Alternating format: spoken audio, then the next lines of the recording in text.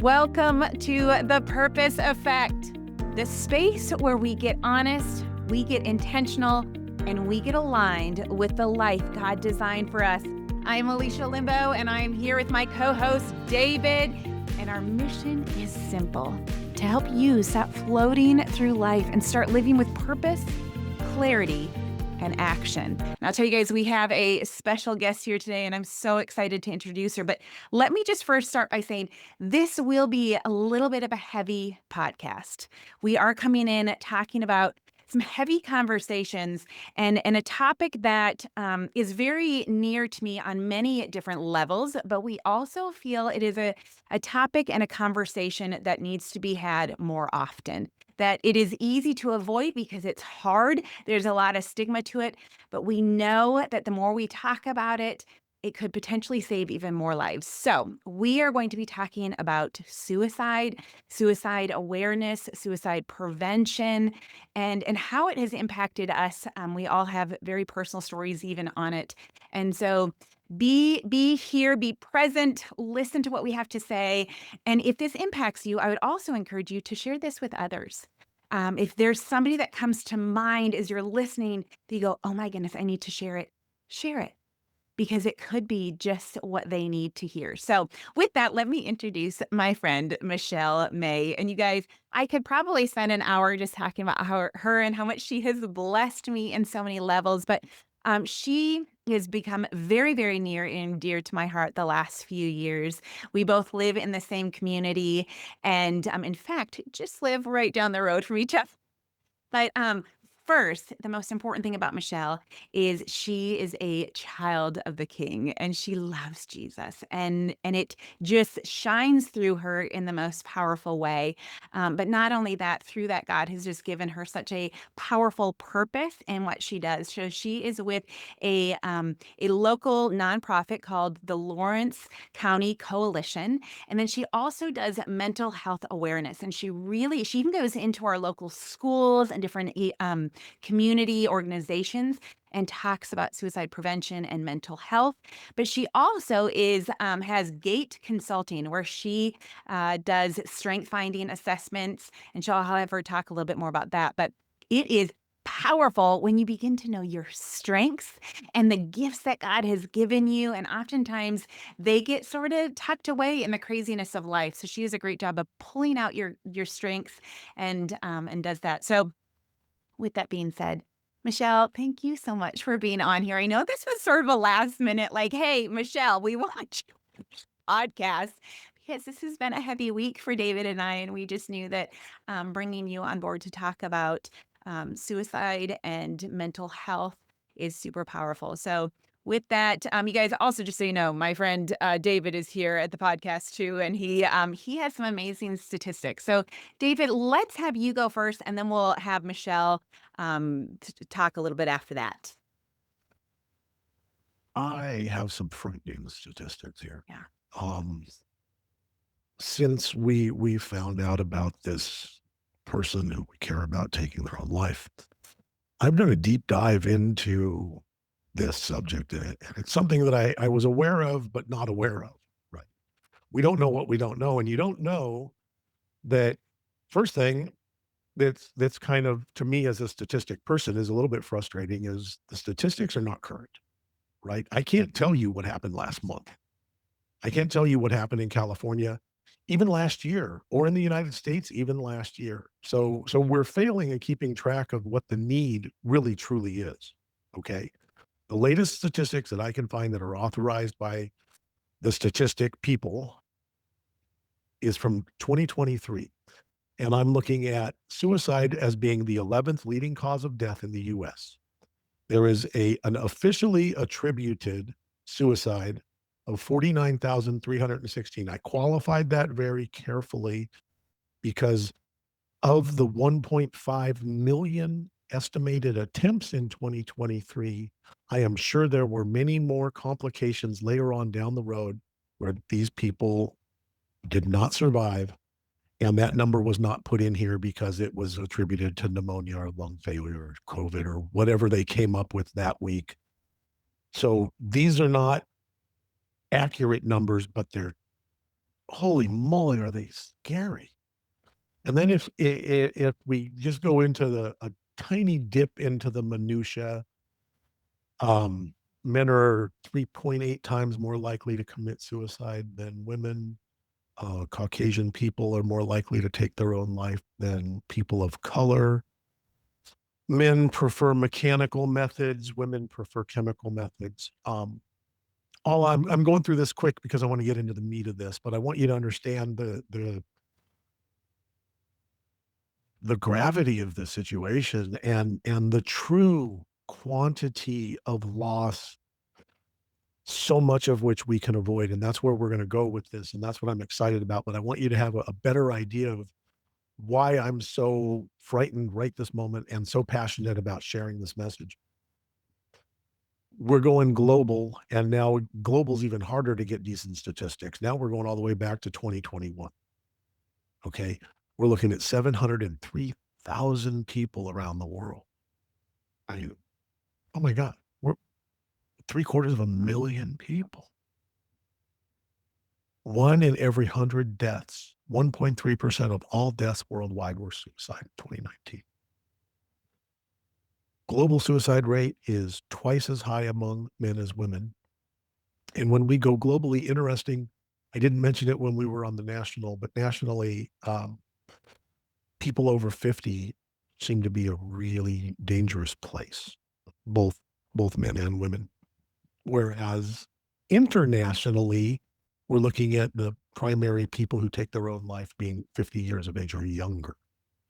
So there's a lot of disconnects here and a lot of places that I don't understand, and I don't have the time or the capacity to do that. And thank you so much, Michelle, for coming with your knowledge and your ability to help us figure out where we can put some light in this darkness. And like Alesha said a moment ago, if one of you, just one, seeks light from your moment of darkness, then I'll do this 100 times a week. And know that we are, all of you that have ways of contacting us, and there's ways of contacting all of us available. If you're having a moment of darkness, all you got to do is reach out and say moment of darkness and why you're reaching out, and we will get back to you as soon as humanly possible. And I hope it's okay. I just volunteered you two for that. We'll take it. Because 24/7, no matter where you're at. Say 988. the number again, 988. 988. That is your 911 for mental health and crises. Even a challenge, I don't know what to do. It's 988. and people, there is nothing embarrassing about needing help. The biggest courage is to understand that we all need help sometimes. Yeah. All right. We can go into a lot of stuff about how to get someone who's having a crisis, this 988 information, all this stuff. And that's great. And I would love to take some time and do that. But I would like to ask you, Michelle and Alicia, to indulge me a tiny bit so that we focus on everybody else in the audience, the ones who are not having a dark moment. How do we recognize when someone right in front of us who Alicia shared earlier in the week on social media that she at one point in her own life had attempted suicide, and we all look at her today and we go, oh my God, that we can never imagine that. She's so bright and vibrant and full of life. But if those who look so bright and vibrant have that darkness, I have that darkness. I have my moments. My wife looks at me some days and I'm sure it's frightening because my darkness gets overwhelming. And I've been so blessed, and the Lord has given me this group, this community. And that's what I want to see all of you who are joining us on this, the purpose effect community and the lifestyle, is your effect isn't only about you. Look around. If you see one of your people, one of your circle isn't who you're used to, Don't just go, oh, they're having a bad day. Take a moment. Connect with your people. We've been talking a lot about connecting on social media so far this year. It's critical to connect with your people before they have a crisis, right? So if I'm out there and I'm oblivious to everybody, I don't even know there's a crisis. Oh, you muted. Don't touch your microphones. You did this earlier when we were getting ready. It just moves. I moved or there was an earthquake. That's what it was. It was an earthquake. I'm in California. No, in all seriousness, you guys, please pay close attention. I'm going to turn this over to Michelle now because we're so blessed to have this opportunity to someone to help us get these skills. Please take notes. Please read the transcripts. Please pay attention. This isn't for me. This is for your aunt. This is for your nephew. This is for the kid down the street. This is for that coworker who's always been great. This is for everybody. Please, please, please pay attention. Thank you. So I'm going to start with a story because I could rattle off all of the things that you could potentially do, potentially say, what to look for, what to listen for, how to speak. And then sometimes people get wrapped up in, oh, is this a formula? No. There are certain things that you look for. There are certain things you can listen for. Listening, by the way, is an amazing gift as a human to another human. But I'm going to tell you this story because this is where I operate from. 2 days ago, someone asked me, how on earth do you do what you do? And I said, because I get to be a hope carrier. I get to carry hope. That's what we do. And that's what these two are talking about as well. So a situation, a parent is absolutely frantic. And in this story, it is a true story. This parent is afraid and frantic, and they are not alone because this is what happens when all of a sudden someone we love about expresses that they would like to end their life. It is scary, it is difficult, and it is hard. And so this parent asks if people will come in and intercede and help. And we go into this situation, and I'm telling you, we sit, we listen, we let the individual who is in crisis have the time, have the space, get comfortable. But that individual did not want to speak. That individual did not want to participate. And so we just leaned in and we stayed and we cared and we offered options as it was necessary. But the point of this story is at one point, a certain individual started to talk about something coming up in the future. And all of a sudden, this individual came up out of the pillow. These eyes that once were dark and sunk came up out of the pillow and almost smiled at the thought of something coming up in a few days. And I share this with you because what that is hope. That wasn't like all of these expert words. It was hope. It was getting someone who was in that pit to start thinking about, hey, stay with us. We don't need all the answers right here, right now. Just stay with us. I hope that makes some sense because that story changed everything, how I approach mental health awareness training. Like, we can't go into this without hope. If we just go in with the statistics, that is real, that is raw, and that is true. And there are tears behind those statistics. Every single person on this camera that is present between David and Alesha and I personally know those statistics. But again, hope is so powerful. I'll pause there. Oh, no, don't keep going like that. But I think that is powerful, Michelle, because when you think of so often I've had the opportunity to talk to quite a few people that have been in that situation. In those moments, it feels so hopeless. Like that they have no other choice. That's it. And there's something I think back of when I was younger. I remember I would talk about with my family, we talk about suicide and we talk about, oh, it's just so selfish. It's just so selfish. And I'll be honest, like I thought that. I really did. But here's the thing, when you're in it, that is not what you think. When you are in that really dark moment, you think it is the most selfless thing that you can do. When I was in it, like David mentioned, I shared just after losing this friend that I had had a suicide attempt. It'll be 21 years next week, and I look back at that, and I look back at it because I want to remember what it was like so I can have even more understanding. I look back at it to go, oh my goodness, what helped me get from there to where I am today? And I just remember thinking so clearly in those moments that this is the best thing for everyone. This is the best option. And I couldn't see anything beyond that. I couldn't see that like it's too overwhelming. I don't have any other choice because you just can't see clearly. And so my question to you would be in that, because you and I both, we also had the opportunity to be with a young gal that I fostered a few years ago that committed suicide.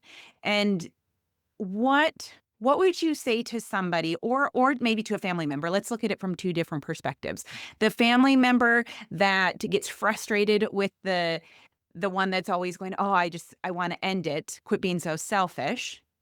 But also the person that's in it when like they can't see anything beyond it. What would you say to them? To both of those groups? Sorry, I'm like that's a loaded question. Now ponder that. Mm. Yeah, these are big questions. And when I teach steps in what to say or what to do, we have to remember it's not a perfect formula. Helpful things, first off, to know for either one, whether it's the individual on the first side that you said or the individual who's in crisis, is to remember that you're not alone. And so even if you're the parent, call resources. Know that it's okay to bring someone into it if you are afraid and don't know what to do. If you're the individual in crisis, that's a message to convey as well. You're not alone. You feel alone, but beyond your feelings, you're not alone. And so that's really important.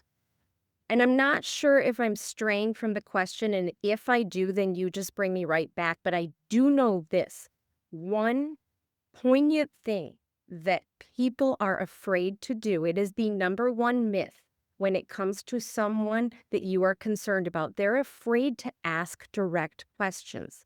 So, for example, if a parent is very concerned about their child who they think may be in a crisis or contemplating, or maybe they even have a text proof, which we've seen, that they want to take their life. The number one myth is, I don't want to ask about suicide or death because then I might be implanting that thought. So I want that conveyed in this time. That is an absolute myth. Here is what we know.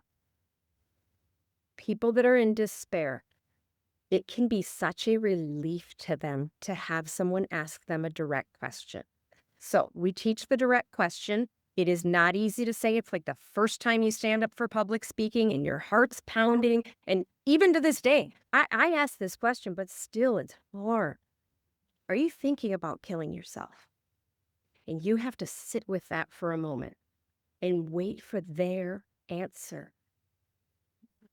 The second one is, are you thinking about suicide? So it's one of those two, but if you hear in that, I want this to be noted. I'm not asking, are you thinking about harming yourself?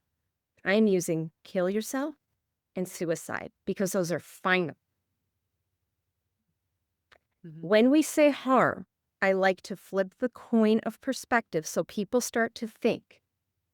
An individual who's in that pit that Alesha just described, where she couldn't see out and she had her perspective right there, they're not thinking, I'm going to harm myself. They are thinking, I'm going to set myself free from this pain and this despair and this hopelessness. And so flipping that question and being that direct helps them to see this is a final situation. I'll stop there and I'll pause. How are That we was doing? amazing. What else would you like to ask? Okay, I'm gonna jump in now. I understand, and I have no filter, so walking up and asking if you're gonna kill yourself is pretty easy for me. I might even offer to assist depending on the person. Um, I can't help but try to add a little levity to everything. And I know there's not a lot of levity here, but, uh, as you were speaking to us, I was thinking about a couple of things. One of the things that we talked about during the holidays was I know a lot of people have problems with a gift. So we talked about the present of presence. And that is not something that we need to limit to the holidays, right? We need to be present with the people in our lives. And you need to pay attention to these little signals and things and you get a person like myself or a person like Alicia or this friend that we lost last week.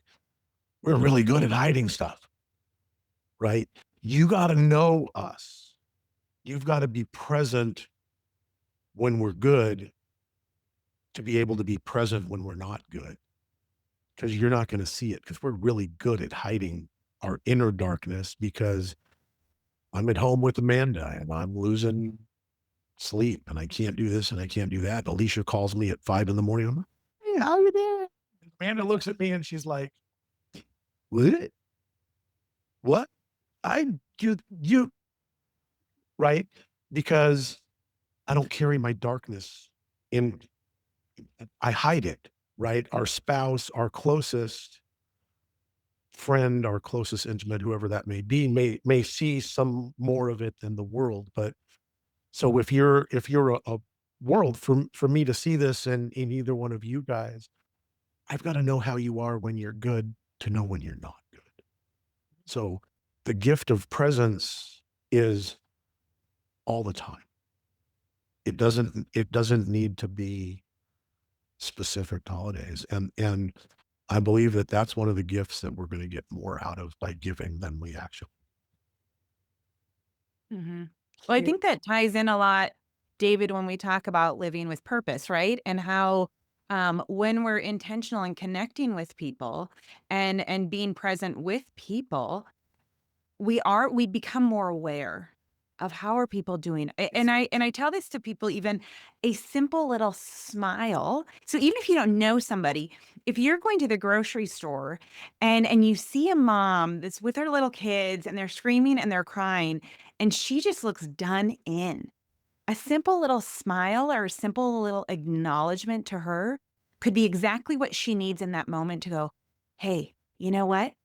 It's not as overwhelming. It's okay, right? And I think it doesn't have to be intense relationships. It can be just little connections, just little or if you feel that pressure to text somebody, you're not the pressure, you feel that nudge to text somebody. Text them. That could make a massive, huge difference, right? So I love what you had to say there, David. Michelle, what are some things that maybe that you've sort of come across of what are I don't want to say tools or because I know you keep saying there's no formula, right? So I think that is important to really stress to people because if we get so caught up in how do we address it or how do we approach people when they're in these moments, we then don't want to do it because we're so panicked of like, I might totally blow this. And so I love the idea of steering clear of that kind of stuff. But if we really go into because I think what I'd like to do in this is go from people to observe and help somebody that might be in that dark spot. But then I also think I do want to hit on those of us that have been in it. How do we help ourselves get out of it too? Right. So I think there's going to be two different angles that I think we need to look at. But if we're coming from the friends and the family perspective and being aware of things, and I know you said ask the question, what are some other things that we can do to help in these moments or to just know if somebody's struggling? Sure. Let me backtrack briefly with the power of presence. Let's repeat that because what David said is so true. Being present. And then Alicia says there's this power of being able to smile and connect with someone. So I want to add to that because these things do not cost a lot of time. They don't cost money. And so when you're with someone and you might suspect that they're in a challenge or a crisis and you're about to ask a question, Consider this. This is one of the most powerful things. Ask the question and look into their eyes and hold for 1, 2. Not creepy. Don't be creepy, right? But the power, because what that says to someone, and it's more than just a, how are you? I mean, if you walk in and someone is crying, to say, how are you, is silly. And forgive me if that sounds brash, but you can tell that they're not good. Another thing would be to look at them and be like, hey, I noticed. I notice the power of I notice. And when I say this, again, it can't be a formula, because then that's where you, as a friend or a coworker or a parent, you have to start filling in that blank. Because if we just say, how are you? 90% of the time, what are we going to get back? Fine. Fine. Okay. Right. And we're walking down a hallway and we're like, hey, how are you? And we just keep walking. So that's the power of the 2 seconds. Like, I'm serious here. I care about you. Again, we don't want to be creepy, right? But it's the pause. And so that they know. Me walking down the hall, when I actually stop and ask you how you're doing. But then that power of I notice goes something like this. Hey, Alesha, I noticed you haven't been showing up. You're usually at our class every Saturday morning, and I haven't seen you in a while. I miss you. I care about you. Tell me what's going on. Where have you been? And it just opens an opportunity. Maybe it's, I notice, I mean, we could go on and on, right? And so I don't want to detour too far, but I want to use that, because when I train teenagers in particular, I tell them, like, put the laundry list together. What are the things you've been noticing? And go ahead and repeat those back. It doesn't say to someone like, I've been watching you, and guess what? It's not like you're a private investigator. It's, I'm a friend. I notice. I care. And I'm checking in with you. Tell me more about that. What's going on? And if you see a sign or a symptom, let's say it's cutting on a wrist, a self-harm, for example. If you're brave enough, call it out. Call it out in a way that is loving and that is caring and concerning. It's not shame.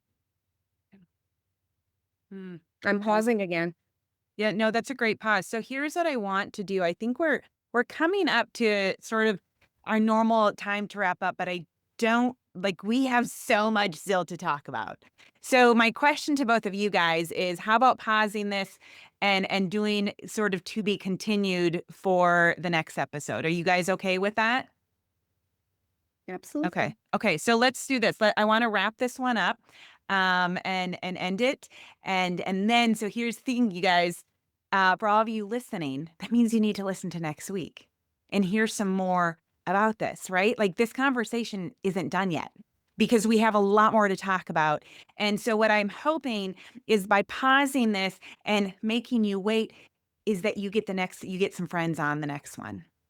And you listen to it, and then you say, hey, you got to hop on the next week, because this is powerful stuff. This isn't stuff to just throw out. We know that this is very serious, and we take this very seriously. So what do you guys say to that? Should we wrap this up, David? Do you want to say anything? I got Wrapping up a this couple of episode? quick things for everybody, since we're going to go ahead and change this into next week carryover.